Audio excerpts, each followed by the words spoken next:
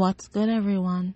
You are tuned in to Raggedy Crimes and Chaos, where sometimes people bring weapons, and sometimes those weapons are alive.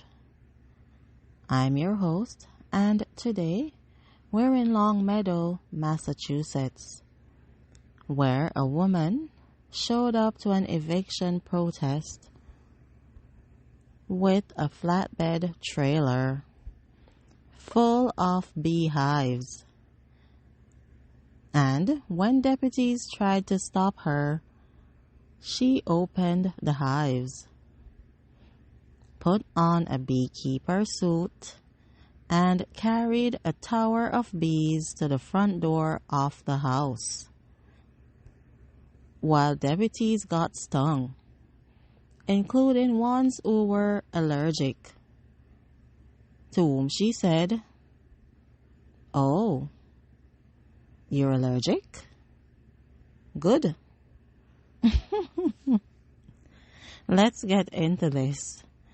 Alright, this is Rory Susan Woods, also known as Rebecca Woods, 57 years old, Hadley, Massachusetts, October 12th, 2022, 9:15 in the morning, Longmeadow, Massachusetts.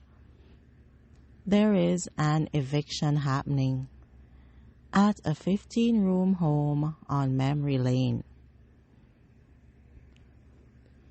Hampden County Sheriff's deputies are there to enforce it for a 79-year-old man named Alton King Jr., who has lived there for decades.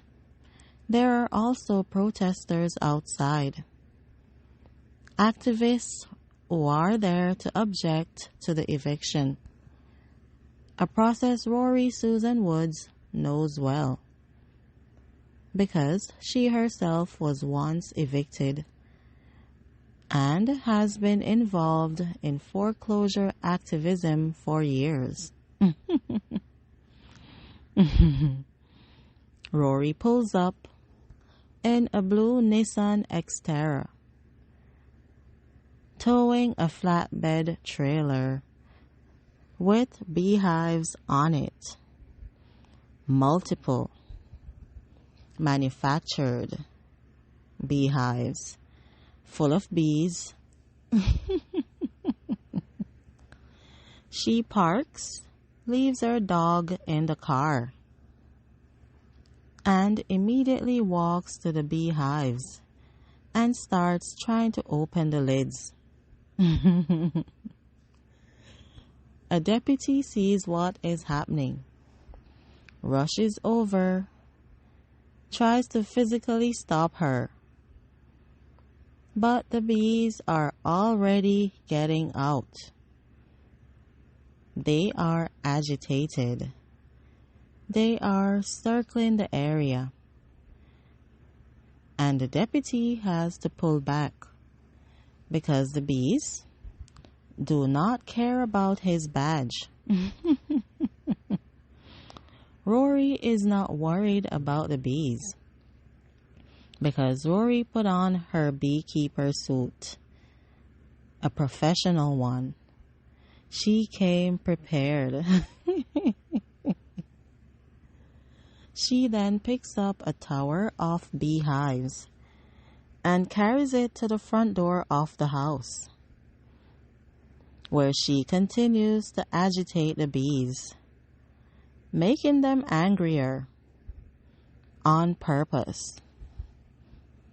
Deputies and bystanders are getting stung. One deputy tells her, "I'm allergic to bees." Rory looks at him. "Oh, you're allergic? Good." This is not a woman who is playing. That is a woman with a mission. Deputies managed to arrest Rory, Before she can get inside the house, she is taken into custody, charged with 4 counts of assault and battery with a dangerous weapon, 3 counts of assault with a dangerous weapon, 1 count of disorderly conduct. The dangerous weapon being the bees. One Hampden County Sheriff's employee is hospitalized due to an allergic reaction. Fortunately, they recover. Rory is released because she's not considered a flight risk at this point. She's just the bee lady.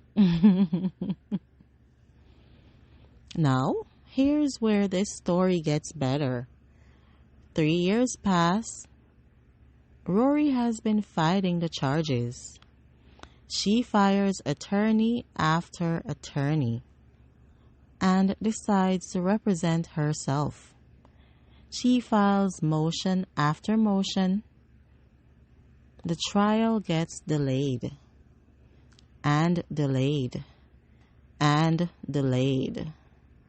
August 5th, 2025. The trial date finally arrives. Springfield District Court is ready. The prosecution is ready. The judge is ready. And Rory does not show up. The judge issues an arrest warrant. The Hampden District Attorney says she may have delayed justice, but it won't be denied. 2 days later, August 7th, 2025, authorities find Rory in Kingsport, Tennessee, at a hotel 800 miles from Long Meadow. She is arrested at the hotel, and extradition proceedings begin to bring her back to Massachusetts. For the trial she skipped. About the bees, she tried to run from the bee charges. Now, Rory has consistently said this was never about the bees. This is not about a few sheriffs getting a few honeybee stings. It's about predatory lending, which is thriving in Massachusetts and beyond. And I hear her. But also, you brought bees in a trailer and told an allergic man, good. So, when this story broke in 2022, the internet couldn't decide whether to be horrified or impressed.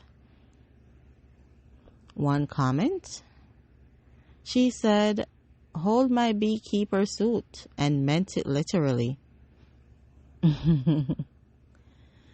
Another person, she had a professional suit. She came prepared. This was not a spontaneous decision. Someone else? Oh, you're allergic? Good. Is now the most diabolical sentence I have ever read. And after the Tennessee arrest, she skipped her bee trial and ran to Tennessee. She is now the bee fugitive. I cannot. So, What have we learned from today's Raggedy crime? Lesson 1. Bees are classified as a dangerous weapon if you deploy them on people. This is now established law. Lesson 2. A professional beekeeper suit does not make deploying bees on officers legal. It just makes it more premeditated. Lesson 3. If you skip your trial, they will find you. In Tennessee, in a hotel, 800 miles away. I want to be clear, Rory was not being evicted from this house.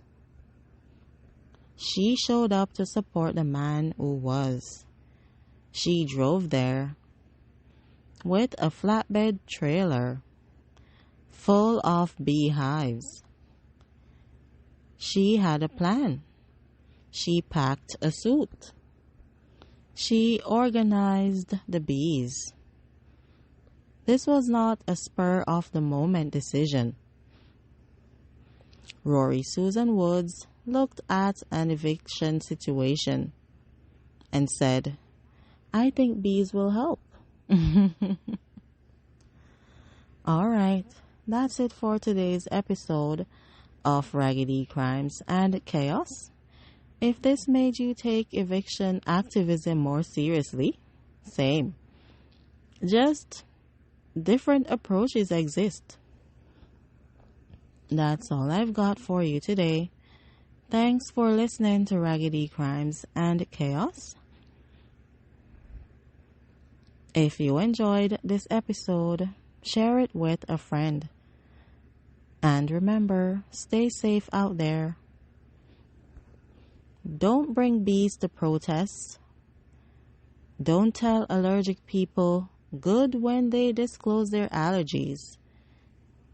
And if you skip your trial, don't go to a hotel in Tennessee.